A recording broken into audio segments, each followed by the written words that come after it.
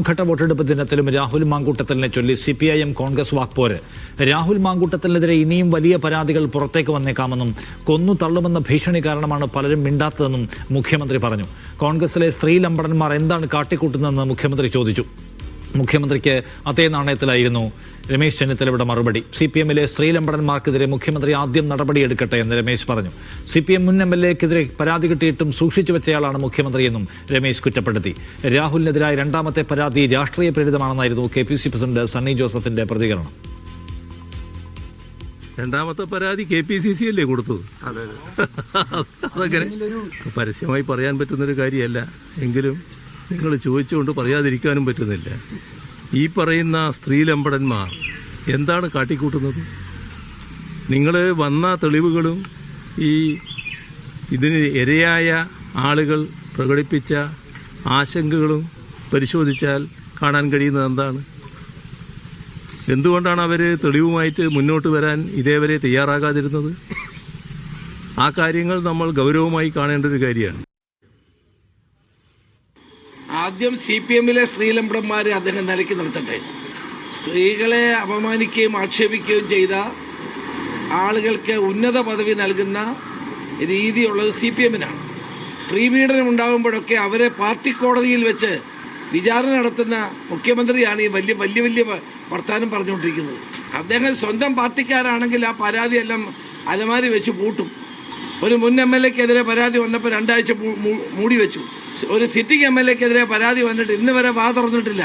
ആ മഹാനാണ് കോൺഗ്രസിനകത്തെ ശ്രീലംബടന്മാരെ പറ്റി പറയുന്നത്.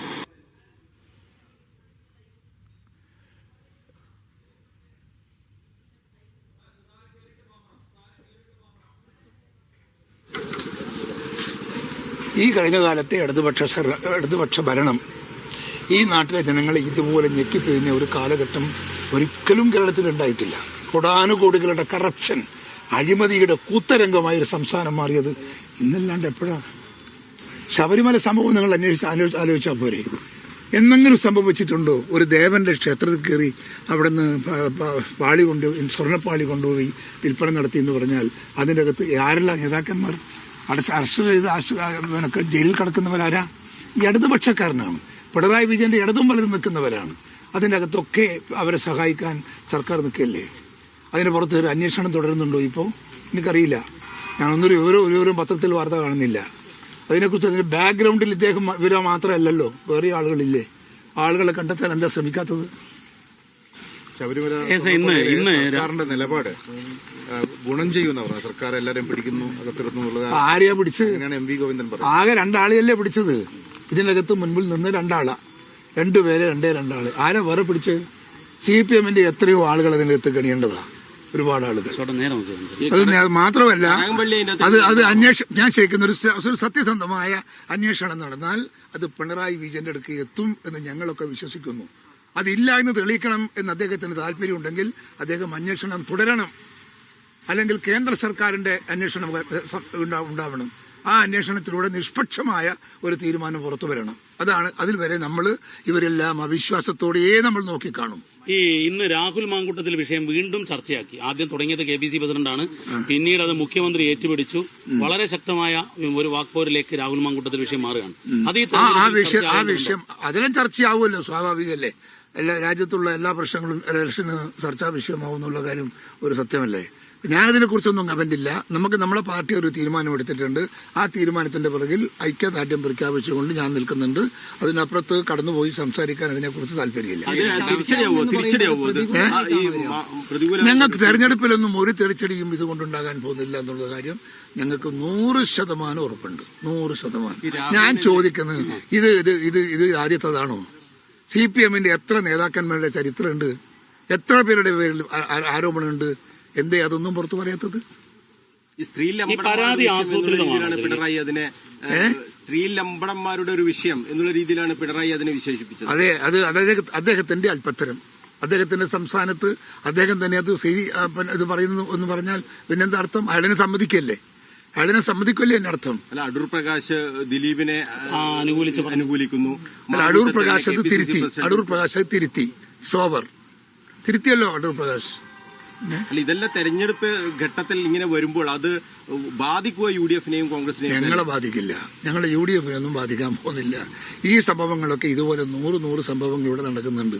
അത് ഇടതുപക്ഷത്തിന്റെ അകത്ത് ഒരുപാട്, അവർക്കാണ് ഏറ്റവും കൂടുതൽ പ്രതികളെന്ന് പറയുന്നത്. അത്തരം പ്രതികളൊക്കെ അവരാണ് ഏറെയും. കോൺഗ്രസിന്റെ അകത്ത് അങ്ങനെയൊന്നും ആളുകളില്ല ഏറെ. കേസ് ഇന്നും ജമാഅത്തെ ഇസ്ലാമി വിഷയം വീണ്ടും ചർച്ചയാക്കാൻ മുഖ്യമന്ത്രി ശ്രമിച്ചിട്ടുണ്ട്. അതായത് UDF-ന് തിരിച്ചടിയാകുമെന്നുള്ളത്. ഞങ്ങൾക്കൊരു തിരിച്ചടിയുമില്ല. ഞങ്ങൾക്ക് ഐക്യജനാധിപത്യ മുന്നണിയോട് കൂറുപുലർത്തുന്ന ജനങ്ങൾ എന്നും നമ്മളോടൊപ്പം ഉണ്ടാകും. നമുക്ക് അവരെ വോട്ട് നമുക്ക് എന്നും കിട്ടും എന്ന കാര്യത്തിൽ ഒരു തർക്കമില്ല. ആ വോട്ട് ഇല്ലാതാക്കാനൊന്നും ഒരു രാഷ്ട്രീയ എതിരാളിക്കും സാധിക്കില്ല. കോർപ്പറേഷനിലെ പോളിംഗ് നമ്മൾ താരതമ്യേന കുറവാണ്. മുനിസിപ്പാലിറ്റികളിൽ നല്ല പോളിംഗ് ഉണ്ട്, പഞ്ചായത്തുകളിലുണ്ട്. ഇവിടെ കോർപ്പറേഷനിൽ കുറവാണ്. അതിപ്പം ഇവിടെ കണ്ണൂർ കോർപ്പറേഷനില്ല. ഇപ്പൊ എത്രയായി? ഇപ്പം 25% താഴെ. 20% ആന്തൂരിലൊക്കെ 11 ആയിട്ടുള്ളൂ. 40% എത്തി. ആന്തൂരിൽ എത്തിയിട്ടുണ്ടാവും. പക്ഷെ നമ്മളിവിടെ ഇവിടെ വോട്ട് നമ്മളെന്തായാലും നമ്മുടെ ജനങ്ങളെല്ലാം സ്ത്രീകളെല്ലാം രാവിലത്തെ ഭക്ഷണമൊക്കെ ഉണ്ടാക്കി വെച്ചിട്ടേ ഇറങ്ങാറുള്ളൂ.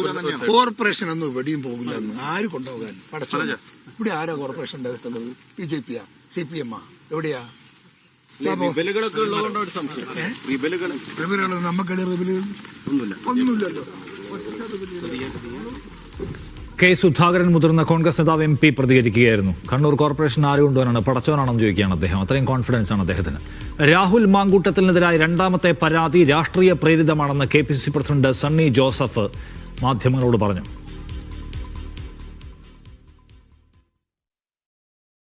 ഞാൻ ഇന്നലെ മാധ്യമങ്ങളോട് തന്നെയാണ് പറഞ്ഞത്. ആ പരാതി എന്റെ മുമ്പിലുണ്ട്, മാധ്യമങ്ങൾ കിട്ടിയിട്ടുണ്ട്.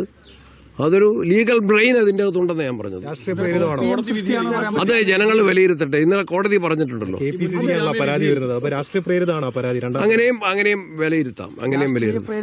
അതിനെ ഞാനത് പറയുന്നില്ല. അത് ആളുകൾക്ക് നന്നായിട്ട് അറിയും.